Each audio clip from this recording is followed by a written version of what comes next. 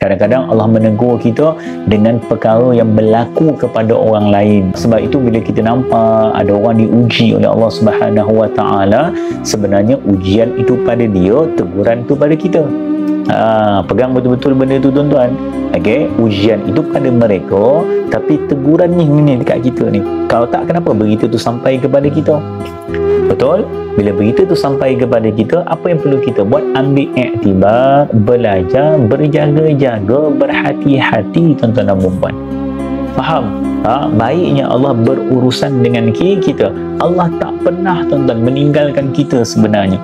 Hari-hari Allah bagi teguran kepada kita. Hari-hari ada cerita yang Allah sampaikan kepada kita. Hari-hari tuan-tuan, benda-benda yang sepatutnya kita tak baca, tiba-tiba kita baca, tuan-tuan, kita rasa macam sedih. Kita rasa macam, ya Allah, kalau benda ni berlaku kat aku macam mana? Betul tak tuan-tuan dan puan-puan? Jadi benda itu adalah benda yang Allah tegur kita secara sangat-sangat lembut. Tak jadi dekat kita, tapi orang lain. Jadi tuan-tuan, sangat rugi apabila seseorang itu berpaling daripada setiap teguran-teguran yang diberikan oleh Allah.